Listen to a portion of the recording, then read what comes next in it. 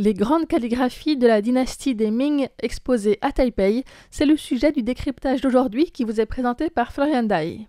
Je vous propose de faire un tour à la fondation Hechuangshi, près du métro Guting, au centre-ville donc, pour observer des calligraphies grand format, encadrées, c'est-à-dire montées sur un rouleau, qui datent de la fin de la dynastie des Ming, c'est-à-dire du XVIe et XVIIe siècle. Pour parler de cette exposition, nous sommes aujourd'hui en compagnie de Gary He Guoqing, le fondateur et président de la fondation Hechuangshi, dont il nous explique l'origine. Cette fondation a été créée en mémoire de mon père, Hechuangshi. À son décès, j'ai découvert de nombreuses calligraphies qu'il avait écrites et à travers lesquelles j'ai pu mieux comprendre mon père.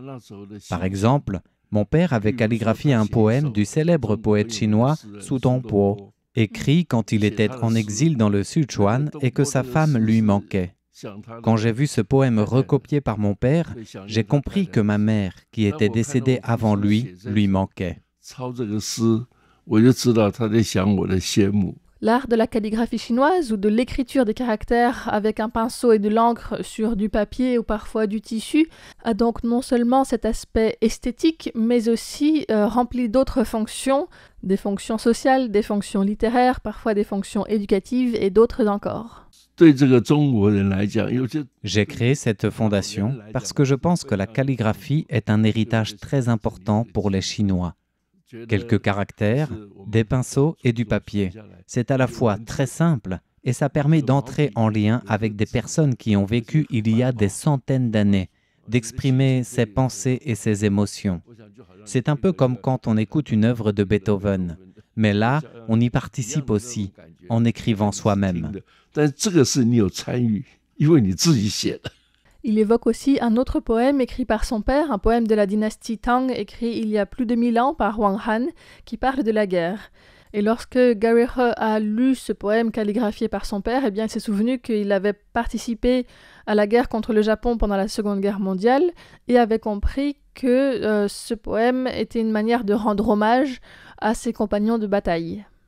Pour en venir à l'exposition qui est visible en ce moment qui nous intéresse, ce n'est pas des calligraphies réalisées par Gary He ou par son père, mais des œuvres très grandes, certaines écrites sur des rouleaux de soie et d'autres sur papier, qui sont donc encadrées, qui peuvent être exposées et qui datent donc du XVIe et XVIIe siècle. Les rouleaux sont très grands, mesurent parfois plusieurs mètres de haut, parce que c'est une époque où l'économie était très développée et donc il y avait beaucoup de gens riches qui pouvaient se permettre d'avoir des maisons avec des plafonds hauts dans lesquels ils pouvaient exposer de telles calligraphies.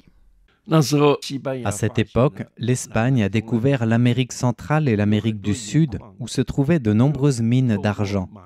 Elle achetait de la porcelaine, du thé, des tissus de soie en Chine via Manille. Il s'agissait d'un commerce très important, ce qui a permis à beaucoup d'argent d'affluer en Chine. En voyant donc le style de calligraphie exposé, on peut en déduire que les conditions socio-économiques étaient très bonnes à cette époque.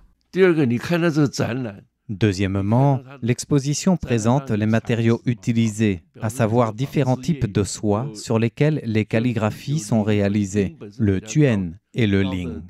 Le ling est un tissu de soie ou de coton plus difficile à fabriquer, ce qui montre que l'artisanat local était bien développé à l'époque.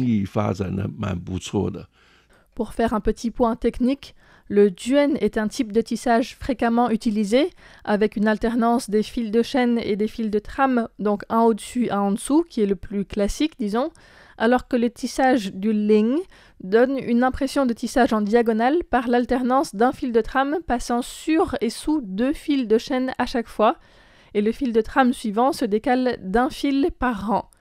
On peut tisser donc des motifs sur le ling qui apparaissent en diagonale dans l'autre sens. Il y aura un exemple dans les photos d'illustration sur le site internet. Troisièmement, quand on lit le contenu, l'une des calligraphies est en fait quelqu'un qui souhaite un joyeux anniversaire à sa tante, la femme de son oncle maternel. Nous avons tous déjà écrit une carte d'anniversaire, mais là, c'est un message d'anniversaire de 2 mètres de haut et 1 mètre de large, avec environ 2 ou 3 000 caractères. Il écrit que lorsqu'il était petit et qu'il allait chez sa grand-mère, sa tante l'entendait arriver et venait l'accueillir à bras ouverts. Elle s'occupait de lui offrait à manger à chaque fois et le laissait jouer. Comme sa grand-mère, qui habitait avec son oncle et sa tante, était en mauvaise santé et ne pouvait plus sortir, elle était heureuse d'avoir de la visite de son petit-fils. Sa tante s'occupait de lui donc pour faire plaisir à sa belle-mère à elle. Ensuite, dans la calligraphie, l'auteur écrit que beaucoup de gens sont venus lui souhaiter son anniversaire et on dit que comme son petit-fils est très talentueux, eh bien, il réussirait certainement l'examen de la haute fonction publique et que l'empereur lui donnerait un titre à elle, elle deviendrait une dame de haut rang. Il dit aussi qu'il souhaite à sa tante qu'à l'âge de 80 ans, elle ait un petit-fils qui vienne la voir et la rende heureuse, comme lui avait apporté de la joie à sa grand-mère étant enfant. L'auteur de cette calligraphie est assez méconnu, mais il a écrit 2 calligraphies de ce type qui apparaissent dans des manuels scolaires en tant que modèle de piété filiale, de comment se comporter envers ses aînés.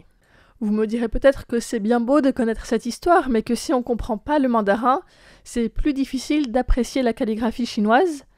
D'un côté, c'est vrai que le contenu du texte peut rester assez obscur, même en ayant plusieurs années d'apprentissage de chinois derrière soi, parce que d'une part, la poésie et la littérature emploient souvent des formulations très différentes du mandarin parlé actuellement, d'autant plus si ces calligraphies datent d'il y a plusieurs siècles, et que d'autre part, il peut y avoir une barrière à la compréhension du fait du style d'écriture utilisé, parce que quand on est face à une calligraphie régulière, c'est très lisible, mais lorsque c'est un style plutôt courant, voire cursif qui est utilisé, c'est-à-dire où les traits sont de plus en plus liés et certaines parties des caractères simplifiés, eh bien, ça complique la tâche.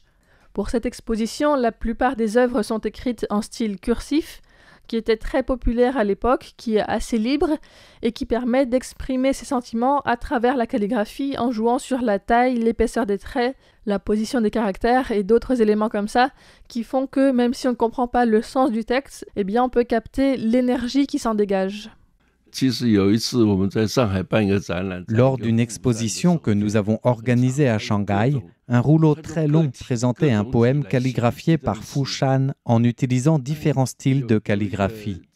Une professeure étrangère est restée debout devant ce rouleau pendant plus d'1 heure et je lui ai demandé pourquoi elle restait si longtemps. Elle m'a répondu qu'elle venait de voir l'exposition et la trouvait très intéressante. Je ne connais pas bien l'art occidental, mais j'ai senti qu'elle était capable de trouver des éléments communs. Cette exposition est visible jusqu'au 19 juillet. Du mardi au samedi, il y a des explications à 14h, donc quelqu'un est là pour une visite guidée. J'y suis allée moi-même le premier jour et c'était très libre et détendu. Il y avait le professeur de calligraphie Wu Guohao, qui est aussi directeur de cette fondation He Chuangshi, qui était présent, et quelques-uns de ses élèves étaient venus voir l'exposition, dont un que nous écouterons la semaine prochaine. Dans la deuxième partie de ce décryptage consacré à une exposition de grande calligraphie de la dynastie des Ming à la fondation He Chuangshi. Nous retrouvons également Gary He qui nous expliquera qu'est-ce qu'on peut observer dans une calligraphie.